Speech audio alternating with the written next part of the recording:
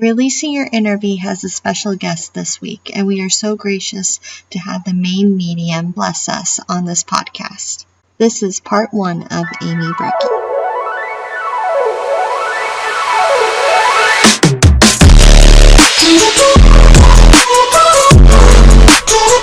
Hello everybody, welcome back to another episode of Releasing Your Inner Bee. I'm Leslie, and sadly Stacy is not with us at the moment, but we do have a wonderful guest here, Amy Bregy. We're trying to do something a little different here and invite other wonderful guests that believe in spirit, that practice, and we try to promote them and provide, more education for our viewers, because there's so many tools, as Stacy has said before, and we want to touch upon everything, giving a wide variety of different perspectives as well, and adventures. And Amy, I think, has many adventures. So welcome, Amy. Oh, thank you for having me. It's really fun to be here. I haven't been on a podcast in a long time, so this is fun. I'm sure since getting out and about from being behind the scenes of COVID, right?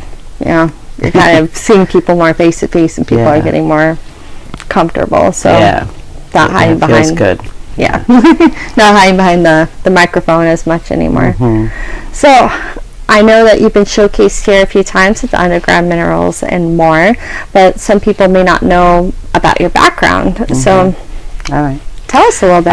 Well, my name is Amy Bregy. I've lived in Berwick for about 25 years now, and I started reading tarot in my 20s. I was just interested in it right off the bat, and I signed up for a class that I took, a 2-year class. It was the first time that I took it. It was a 2-year apprenticeship for reading tarot, and I literally just read it for family and friends for the longest time. I didn't see myself out doing it professional, so it was just kind of something fun I did, and then I started getting involved with Reiki, and that's when my mediumship kind of came in, is when I understood energy medicine and that kind of thing. So then it just evolved from there.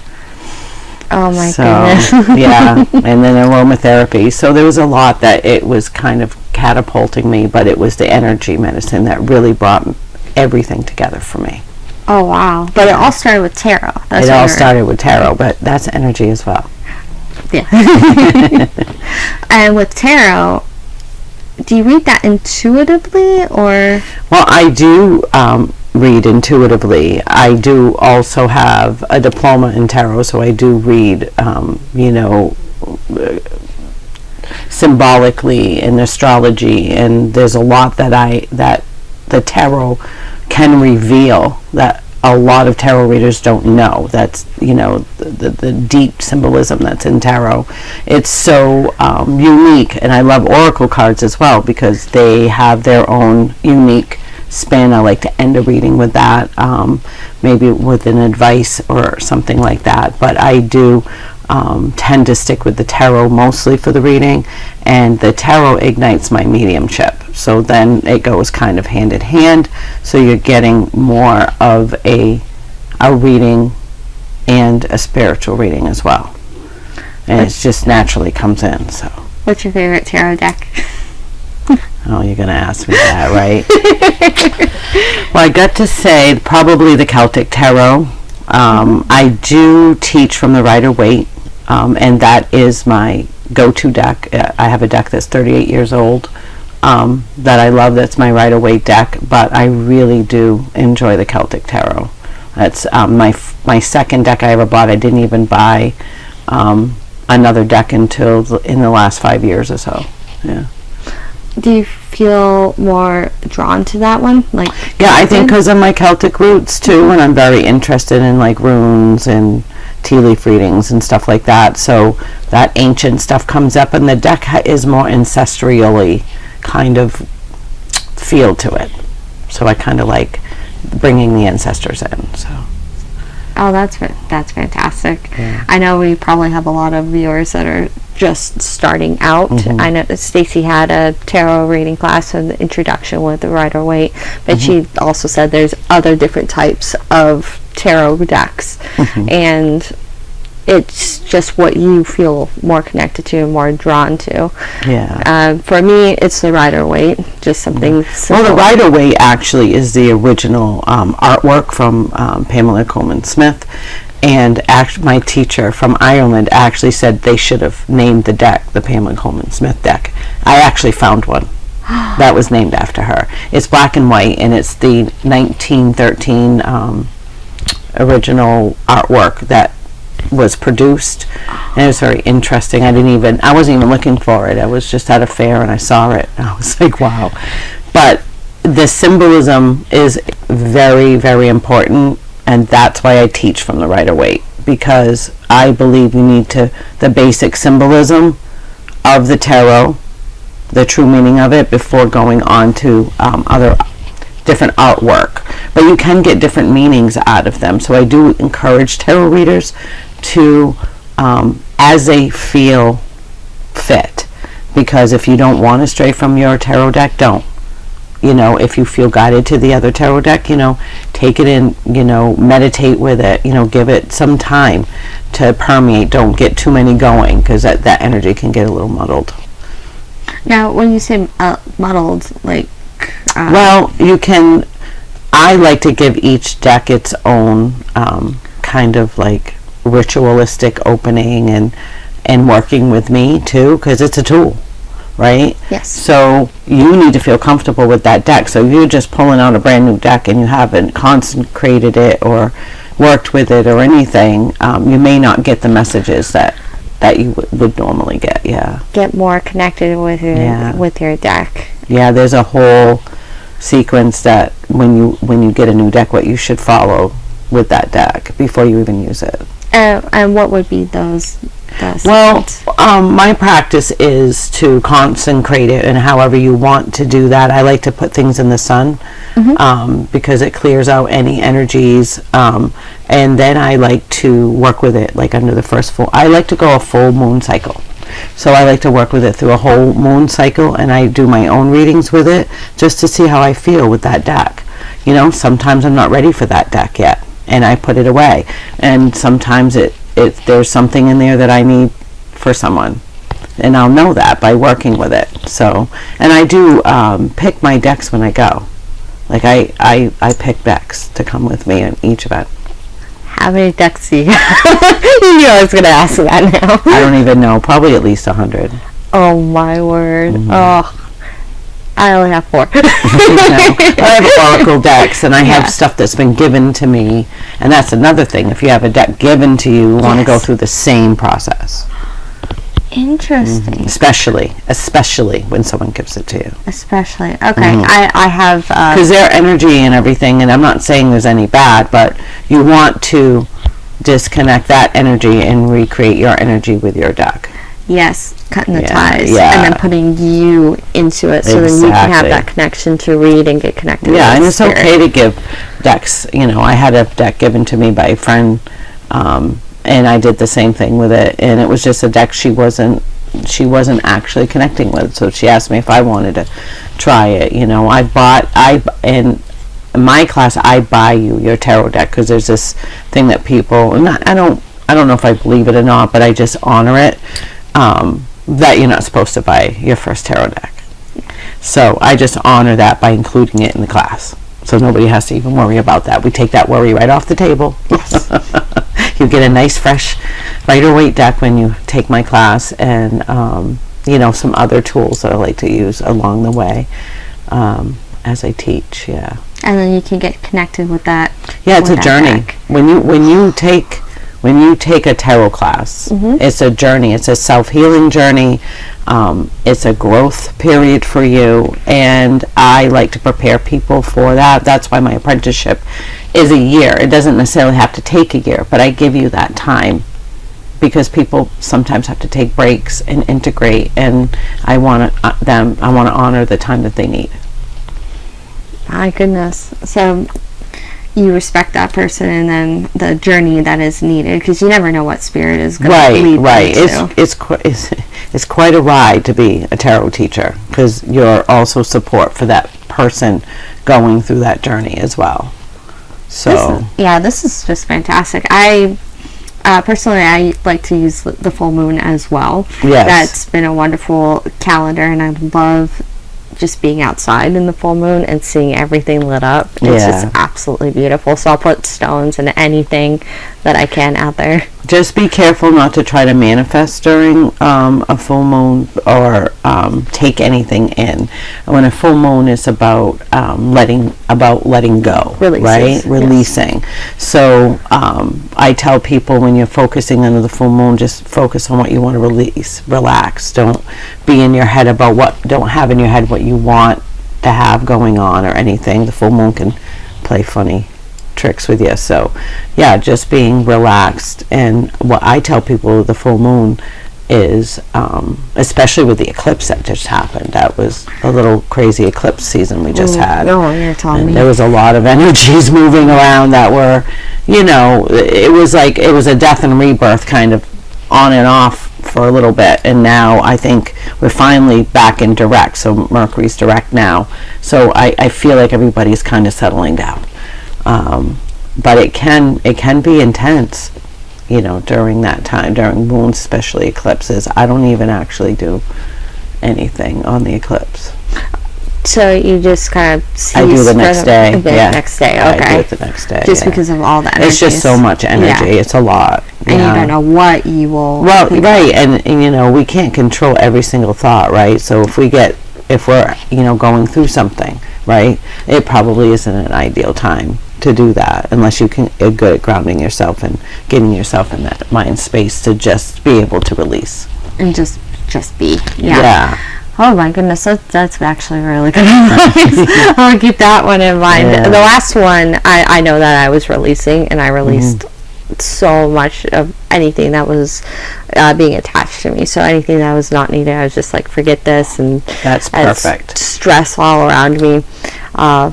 And then the next day, that's when I was manifesting what I want, so, or what I need, or what I feel needed, and we'll see if spirit listens. I think right now I'm kind of in the in-between where they're like, we told you this would happen, we're here. right. Yeah, and it's funny because there's a lot I'm finding, in the world, this crazy world we're living in now, right? I think people in our community are actually thriving. Yes. So that's pretty interesting because, I don't really pay attention to what all of the calamity that's going out there, which I love about what I do, is it keeps me, not in that stress zone of, the outer world and what's happening. Not that it isn't important to pay attention to, but it allows me to just go within and be with nature more. And I like working with people that way. So I think that's why I like tarot, because tarot brings in, basically validates what you already know.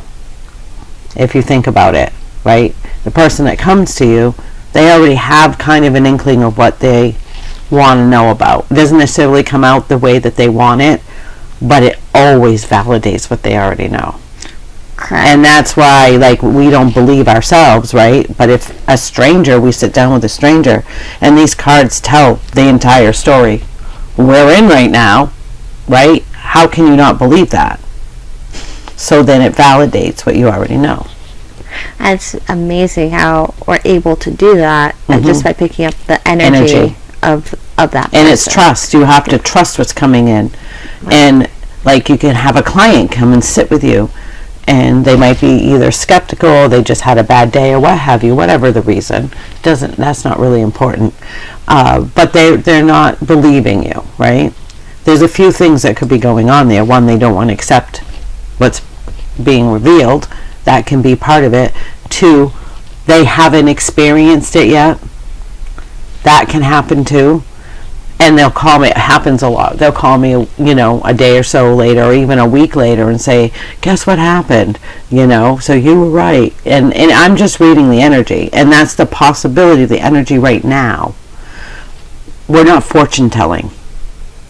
I want that word taken away from the tarot readers, because we are not fortune tellers. I haven't heard that in a long time. Well, if you look at like promotional things, when you look at tarot, everything's about fortune telling. Like I go on Canva, there's fortune telling this, fortune telling that. Oh, okay. And it's because that's what people think we are, but we're not. We validate what you already know by picking up the energy, and that reading isn't necessarily affirmative, right? Coming to be, because if you are aware of what's unfolding, then you have the opportunity to change it. So then the outcome can change. So it's not set in stone. That's interesting that you bring that up, because I've had a few people come to me and look for an answer, and I have to tell them I'm A, not a psychiatrist, B, I'm not a counselor, I'm just reading what's in the cards, and what that energy is. And just stick with that, because that's where somebody can kind of bamboozle the reading, and they come in and they, oh no, that's not right, and I just take a nice deep breath and I say, I'm just revealing what the cards are, I'm just the interpreter. And that's all we are, we're just the interpreter. We're like a language interpreter. This is a different language. Yes. That's all it is. We're not here to say yes, do this, or no, do that, or give advice. Right? We're just reading what the cards I was taught out of Ireland, no yes or no questions. And you could only read one question per Celtic spread. It was one question, and you had to help them develop the question, so it wasn't yes or no. It wasn't giving advice. So, yeah, that's really attuned me to get people to ask the right kinds of questions. Oh, is that how you read people? Do you usually ask Sometimes, if they have a certain question, yes. If they have a certain question that they want answered, then I will help them formulate that question, and we'll do the reading that way. Otherwise, I just do it like I always have. And it's funny because my teacher, we used to joke because he thought I was going to end up quitting, because he said the toughest student is someone that's a seasoned reader, because they're not used to reading the way we have to read to get the diploma, because he can't grade you on intuition. Oh my. So yeah, it was an interesting course, but I'm really happy I took it, because it made me such a better teacher. I can't even tell you how much more material I will be bringing into the class, and different levels and different what people want to study. People might start with the intro, and that's good enough, right? Right. Some people might want to get into it more, and some people might want to do it as a profession. So those are the levels I'll be teaching. And is it a certificate that you received, or is it? Yeah, it's a certificate as far as what you have gone through. As far as certifying you, I would leave that to Green Tower College, because I'm not going to reinvent that wheel. And he's, in my opinion, one of the best tarot teachers out there on the planet. So I think if someone wants to go that deep and wants to get a diploma, I'll just send them to them.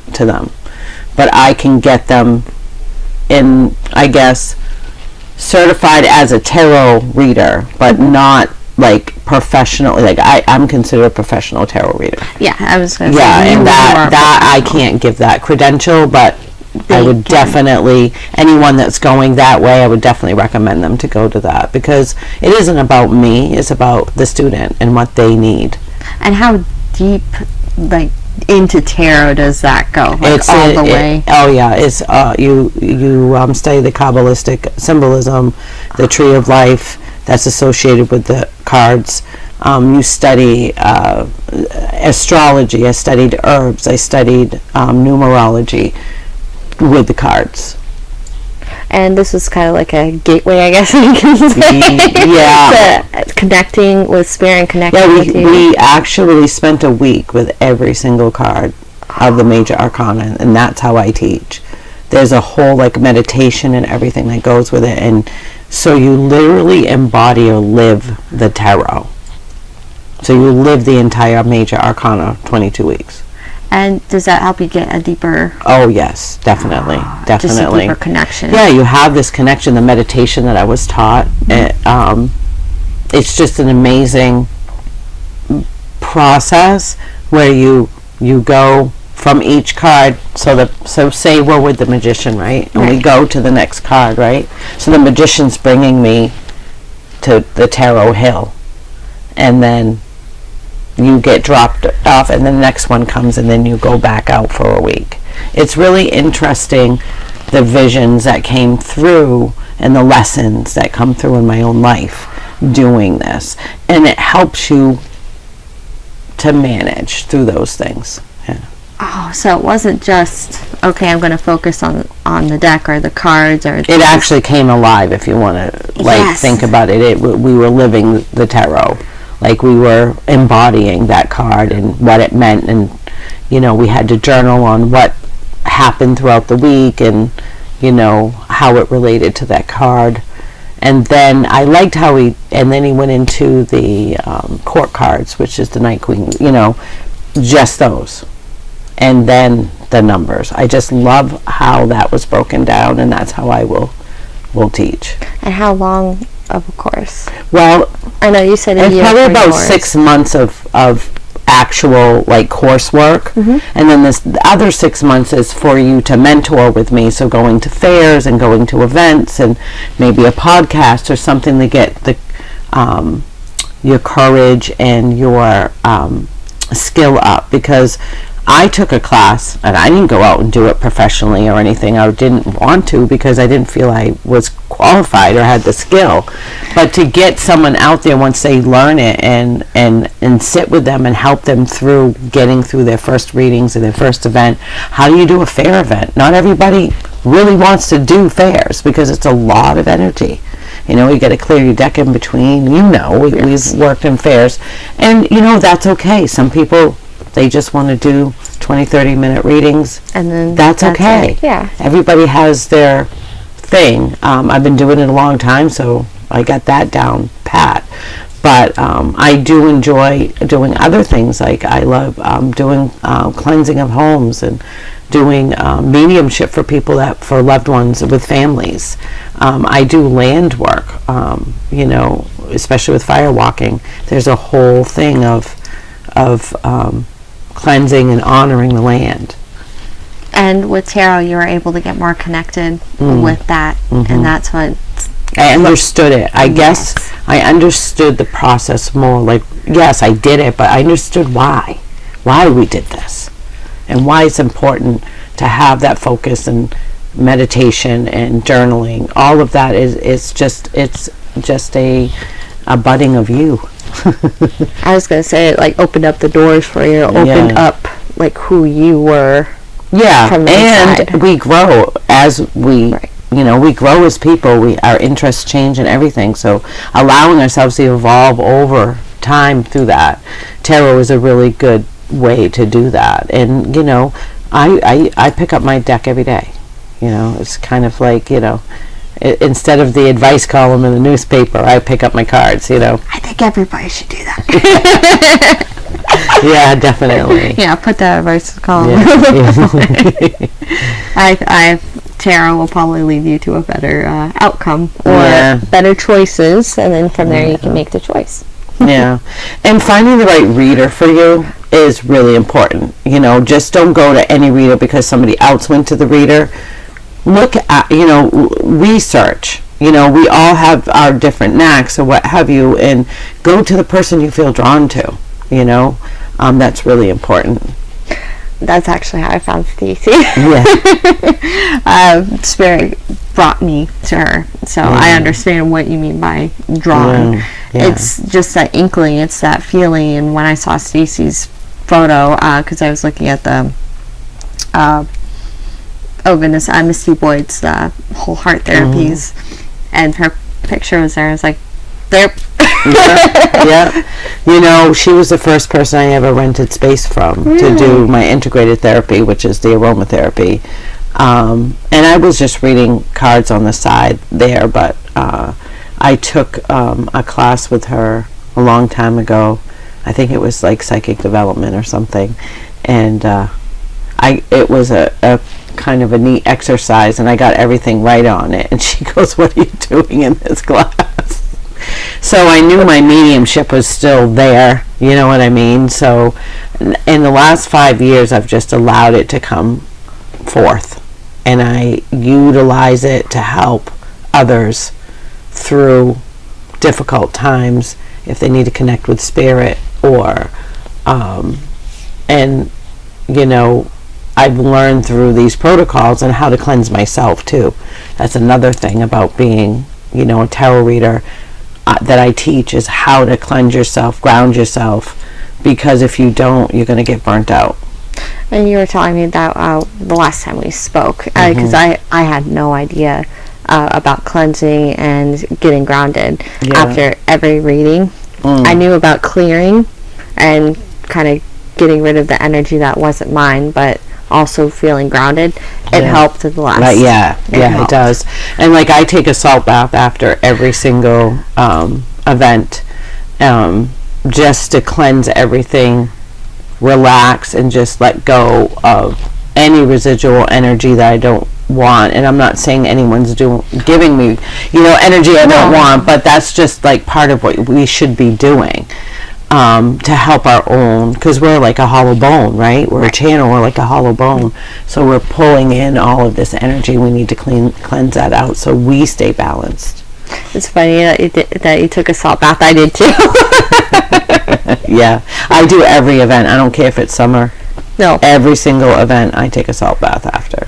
Is there reasoning behind that with the salt? Does it help? Yes, so the Epsom salt is very grounding, and it helps pull any negative energy. So it's like almost like a salt lamp. Yes. You know how a salt lamp works? That's the exact same way. When you go to the beach and you're breathing in that salt air, the salt caves. So that's called halotherapy. And I've actually worked in the salt caves. You don't use aromatherapy in the salt caves. It's not good. It's not good for the salt. It's not good. It actually, we found it exploits the terpenes in the essential oil, so it almost smells like gasoline. Ooh. And it's the halotherapy, and so it just supersonics it, and people were coming out with headaches and stuff. So yeah, that's not something you combine with the salt therapy, but I like to use them in the salts, the essential oils with the salt bath, so I can do that. And I use essential oils for everything, so I make my own bath salts for people and for myself. I use Dr. Teal's as a base, but I put in my own essential oils and stuff, so I make different blends. So the Dr. Teal, that's awesome. Yeah. This has been a presentation by Leslie Albano and Stacey Lynn Shepherd. Like, follow, and subscribe on our YouTube channel, The Underground Channel. This has been sponsored by Underground Minerals and more. Check out the website at undergroundminerals.com. Come get stoned with us.